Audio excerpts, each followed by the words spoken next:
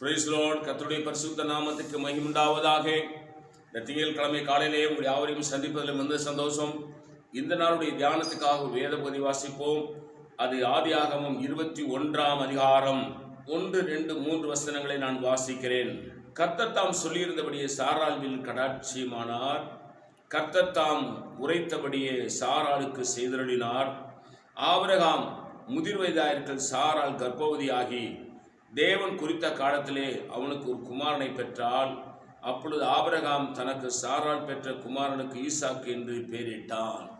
கவனிங்க, இப்ப ஆபிரகாம் இடத்திலே கர்த்தர் வாக்கு பண்ணியிருந்தார், இஸ்மவேல் உன் சுதந்திரவாளி அல்ல, அடிமை பெண்ணாகிய ஆகாரின் மகன் உனக்கு சுதந்திரவாளி அல்ல, சாராயிடத்திலே பிறக்கிற உன் கற்ப பிறப்பே உனக்கு சுதந்திரவாளி, கட்டாயம் நான் உனக்கு ஒரு குமாரனை தருவேன் என்று சொல்லி ஆண்டவர் அடிக்கடி ஆபிரகாமிடத்தில் பேசி வாக்குத்தத்தங்களை உறுதி செய்து கொண்டே வந்தார்.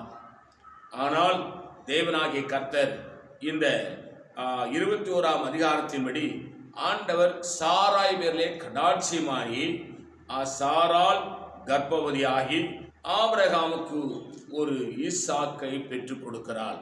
அப்ப கர்த்தர் நம்முடைய வாழ்க்கையில என்ன சொல்றாரோ அது அப்படியே நடக்கும். ஒருவேளை தாமதமாகலாம், காலதாமதமாகும். காலதாமதம் ஆகிறதற்கும் நாம் பொறுப்பு, கர்த்தர் பொறுப்பல்ல, நாம் தான் பொறுப்பு. ஆபிரகாமுடைய வாழ்க்கையிலே இவ்வளவு பெரிய காலதாமதத்துக்கு காரணம் கர்த்தருடைய வாக்குத்தத்தங்களை அவர் விசுவாசித்தார். ஆனால் இடையிலே அங்க சாராயுடைய பெயரை கேட்டுக்கொண்டு கர்த்தருடைய சித்தத்துக்கு புறம்பாய் அங்கே செயல்பட்டதனாலே வாக்கு தத்தங்கள் தாமதமானது.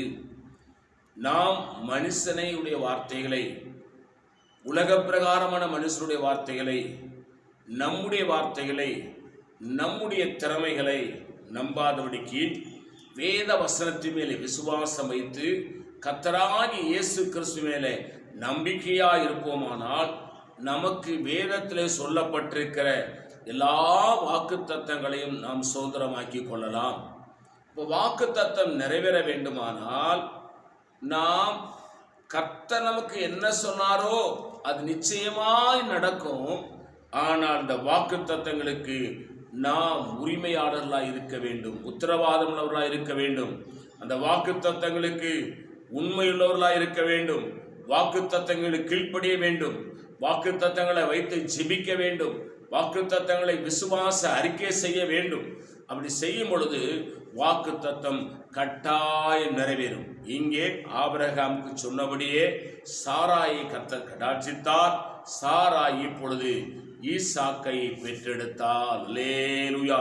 100 வயதிலே ஆபிரகாமுக்கு ஒரு ஆண் பிள்ளையை ஈசாக்கை தந்தார். அல்லேலூயா. உங்களுடைய வாழ்க்கையிலும் என்னுடைய வாழ்க்கையிலும் வாக்கு தத்தங்கள் நிறைவேற வேண்டுமானால் நம்முடைய கண்கள் இயேசுவை மட்டும்தான் நோக்கி பார்க்க வேண்டும், வேற யாரையும் பார்க்கக்கூடாது. எனக்கு அந்த பாஸ்டர் ஜோமணி சொன்னார், இந்த பாஸ்டர் ஜோமணி சொன்னார், அவர் சொன்னார், இவர் சொன்னார். கர்த்தர் சொன்னாரா? கர்த்தர் சொன்னால் நம்முடைய வாழ்க்கையில் நடக்கும், அது நடக்காமல் போகாது. ஆகவே வாக்குத்தத்தங்களை விசுவாசிங்கள், ஆசீர்வாதத்தை பெற்றுக்கொள்ளுங்கள். உங்களுக்காக நான் ஜெபிக்கிறேன். பரிசுத்த பிதாவே, நீர் எங்களோடு என்னோடு பேசின நல்ல வார்த்தைகளுக்காக ஸ்தோத்திரம். இந்த வார்த்தையின்படி எங்களை ஆசீர்வதி, இயேசுவின் நாமத்தில் பிதாவே, ஆமென். God bless you. கர்த்தர் உங்களை ஆசீர்வதிப்பாராக.